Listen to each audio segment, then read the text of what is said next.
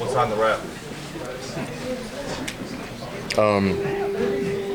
Well, we got some none your business. Myles, you faced two very familiar foes in the first 2 weeks. Have you noticed a difference in? I know I imagine they're still doubling and chipping on stuff, but have they approached you differently in any other schematic ways? Really not particularly. I mean, it's still double and chip, and slide the line. One thing that surprised the hell out of me is some of the play actions that looked very convincing. I remember it was one with Fryermuth where he was on me for a second and the halfback came, but I thought it was running. I was like, no way they're going to have this guy on me one-on-one. And I'm about to get off, and I was like, oh, shoot, it's pass. And the halfback was already there. So I was surprised with that play, but, I mean, most of it's pretty standard at this stage. Did Pittsburgh use a guard on you more than other teams do? Yeah, the guard did come down quicker than I expected, and I think he was probably told to do so. And he was keep a watchful eye on me, seeing how I was doing, whether I was winning inside or trying to play through him. So I think that was something they really schemed up. This defense hasn't let anyone inside the 30 as a leader of this defense. How good does that feel, and how do you keep that going? Why you look at my rap like that? Dude, I'm hungry. I'm be honest about it. It feels good, but we got to keep it up. Got to set that as a standard. Nobody within the 30. Realistically, someone's going to break that. But as soon as they do, we got to show that mental toughness and resilience to be able to say, well, they don't get into the end zone, or they don't get past the 10 or the 20, whatever it is. Myles, what do you think the mood is given the difficult loss Monday night and then, not having Nick Chubb? Our spirits are high because we know we have on this team, and we know exactly the spirit of what we stand for and what Nick stands for, and how exactly he wants us to play.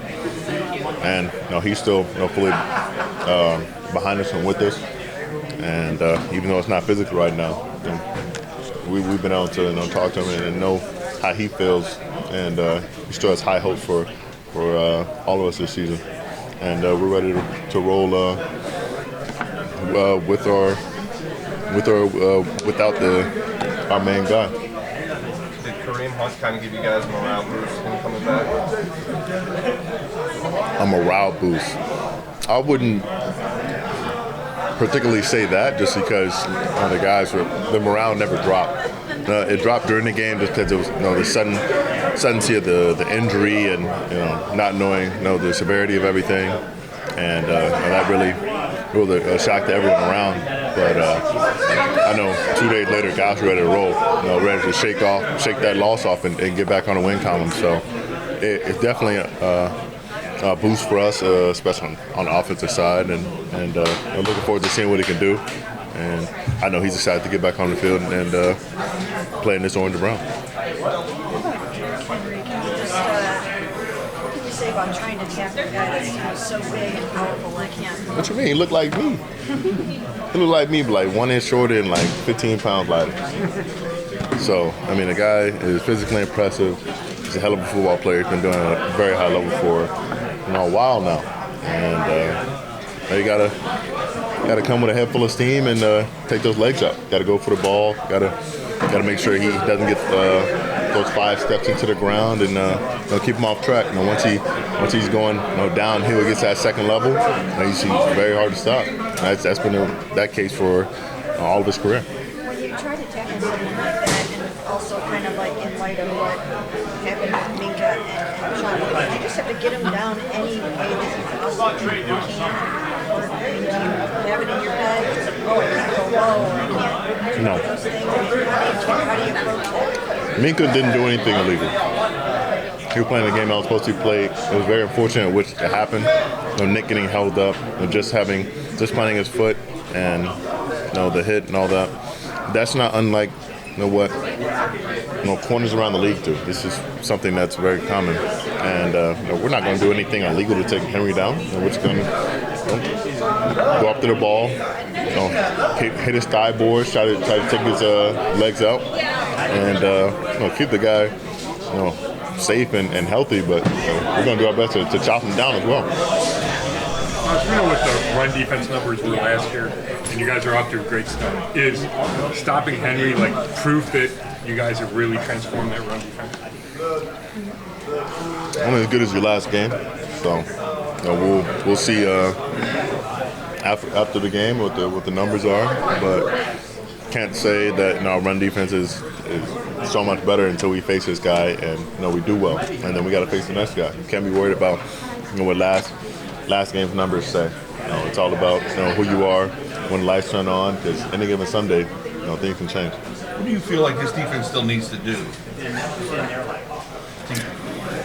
Keep playing this level RPM, so keeping the energy high, the swagger which we've been playing with, and the passion's been on another level. Gotta continue to take the ball away. We took the ball away a couple times, had a couple clips of that, but man, we need to score. We needed to score on a couple of those, or one went out of bounds, and then one with Grant falling. We had some big takeaways, but we got to take them to the end zone. That's where we can go over the top, and we have the pieces to do it. We've shown that we can get our hands on the ball, whether it's from a fumble or a pick. It's got to take it one step further. How important is it for you guys on defense to kind of keep this up while the offense, as I said, works to get on the same page so you can play complementary? It's always complementary football. Whether either one of us, offense, defense, having a bad day. So it's just how well can you complement each other, and I think the Heat would have been a little bit different if we came up with one of those touchdowns on defense, and we would have won that game. So just it's a matter of perspective, and I think we keep on playing at this level. Offense is going to get going regardless, and they don't have to be world beaters every Sunday, and neither do we. But as long as we do what we need to win, that's all that matters. In terms of playing at home, you guys are back to the Brown Stadium, not just this week, but peeking ahead a couple of weeks ago. How important is it for you just to establish that dominance at home and just really be unbeatable there? Got to protect the house. At the end of the day, you can't let anybody coming home and disrespect you. And I think everyone feels that, especially the defense. We want to prove that up north is us, and we run what's around here. Is there a balance between trying to all pick up your games to pick up the slack for not having Nick and not trying to do too much? Just do what you're doing. Not to worry about what the offense is doing, or if they're going to be the same without Nick. It's never going to be the same without Nick. Nick is potentially a Hall of Fame running back and All-Pro, Pro Bowl. Never going to be the same. He's also a high character guy. That people love in the locker room and love outside the facility. So it's gonna be different. You're gonna feel the presence. Or the lack of presence. You're gonna know it's there. Doesn't mean it can't be different and still work effectively. And so we're not going to do our jobs any differently because he's no longer here physically. We're going to continue to work and play and perform as we did, knowing that he's still behind us. This is a play-action game, Tennessee's play-action game, considering you're starting with Derrick Henry as, the guy you're faking. I don't know yet. We'll see. You see me bite on one of those play actions, it's pretty good now. Have you had a chance to talk to Nick? I have not.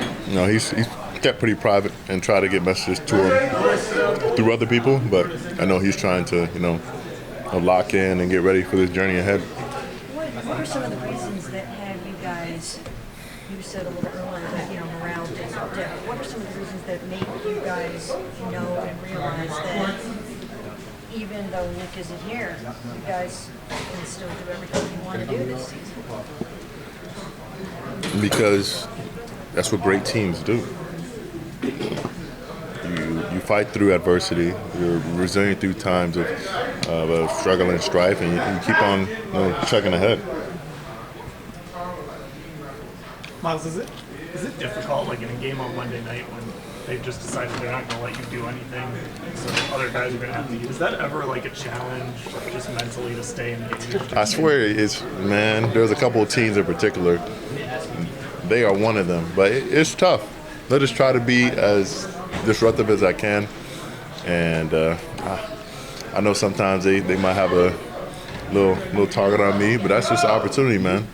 I may get one tackle or two tackles, may get one PBU, but make it as valuable as possible, make it as timely as possible. And just show when my team needs me.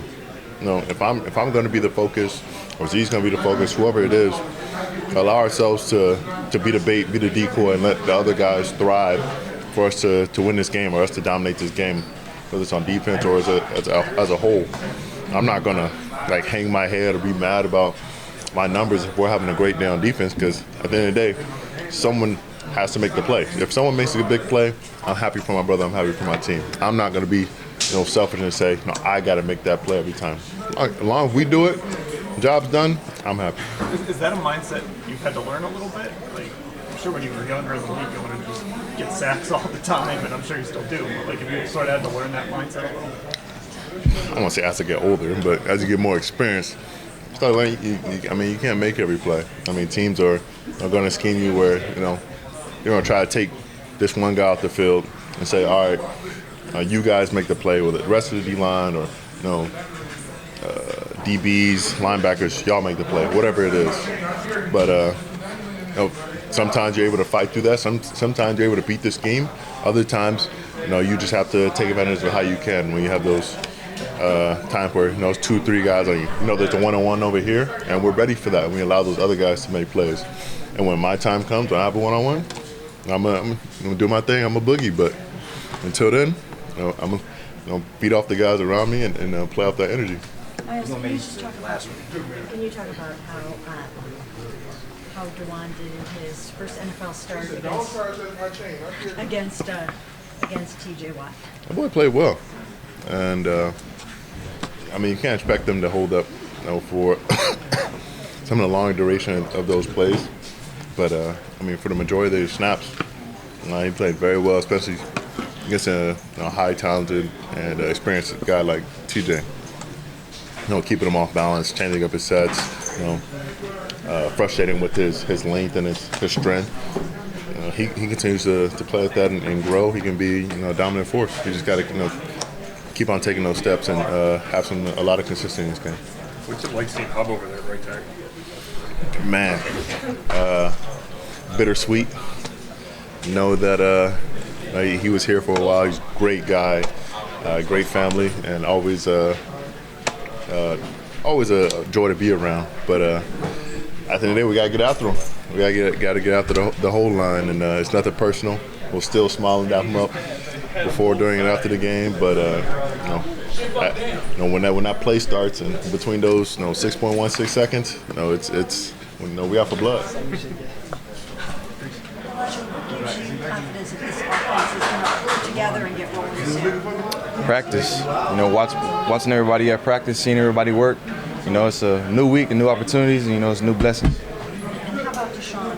Just what do you see in him that makes you think that he's going to kind of start learning that? Just watching him in practice. Last game is in the past, and this week is up. And we're watching them work, man. Watching us build the chemistry together, and in a new week. And I think everybody feels good, moving forward. In the last 2 weeks, the Titans gave up big yards to two talented receiving players. Do you think you guys can take advantage of that?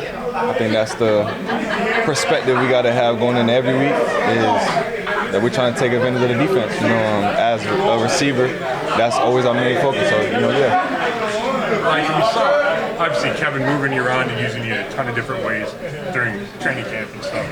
Do you feel like during the regular season you're still trying to figure out the perfect way to use it? Yeah, I feel like it's like that for everybody. At the end of the day, it's just we're trying to win. So however we can get that done, I think that's what we're going to focus on. What exactly are we going to do strikes you off the bat about this Titans? Definitely a good group. We can't take them lightly, just like I say every week. It's NFL game. So the games go anyway every single week, so we got to put our best foot forward. Roger, how do you think the locker room has processed the loss of Nick Chubb to that knee injury, and where do you think everybody stands now? I mean, it's definitely unfortunate. Football brings unfortunate, examples like that everyone got to see. That I'm sure that everyone in this locker room is not happy, but it's football. It has to be next man up. But we definitely have our prayers and thoughts out to him. And we got to keep pushing for him. I know he would want that. With the loss of Nick, do you feel like everybody, including yourself, has to do more to make up for him? You know what I mean? Out of the field, we need to make more plays.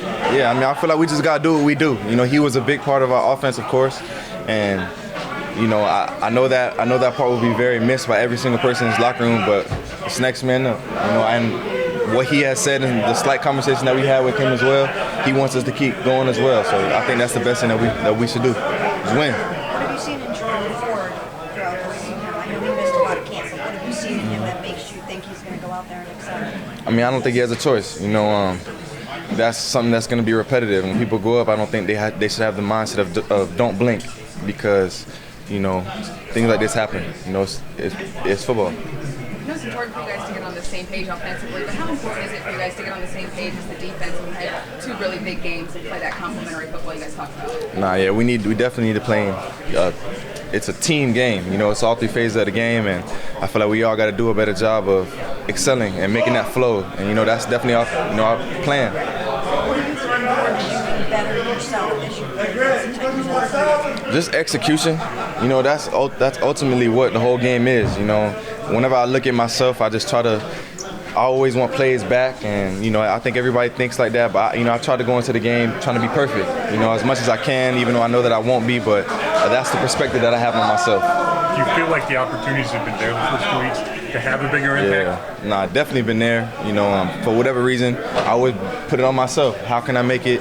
Shave it down to make it easier for him to throw, or whatever it is, right? So I always try to put it on myself, because at the end of the day, it is a team sport. I can't get it without the quarterback. Quarterback can do it without the line. It's a bunch of components. Is that one deep ball down the sideline?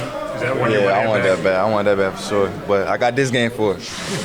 Speaking of that, obviously you had a bunch of plays. You were just out of bounds. Yeah. Was it a point of emphasis for you this week going into practice on working on that sideline? Yeah, it's just spatial awareness. That's all it is. When you're playing so fast in the heat of the moment, I think that's something that I've always prided myself on. I usually am good in that area, but I just got to keep working on it. That's all. Do you feel like some of those things, like quarterback is getting to know a receiver, just some of the timing and the pacing, where to place the ball, the nuances of that chemistry happens kind of in game? Yeah, I think that's an in-season type of transition. It definitely takes time. Of course we throw with each other every single day, but firing bullets in the game versus practice is totally different. We see guys like Deebo Samuel, Christian McCaffrey used in just multiple ways. Do you kind of view yourself as that type of weapon for this offense? Yeah, I mean, I view myself as somebody that whenever my number's called, I feel like I can get it done, whatever way that is. I put my best foot forward, and if it's something that I need work on, I'm going to really put my best foot forward to get that done. So, yeah. What are the biggest challenges that the Titans defense you guys as an offense? I think they're just a good group, overall. When you have a lot of people that play together, I know their group is young in certain areas, but as far as a group that's played together under a coach like Vrabel, you got to respect it. So I think that's how we look at it. It's an NFL team. We got to attack it with our best foot forward.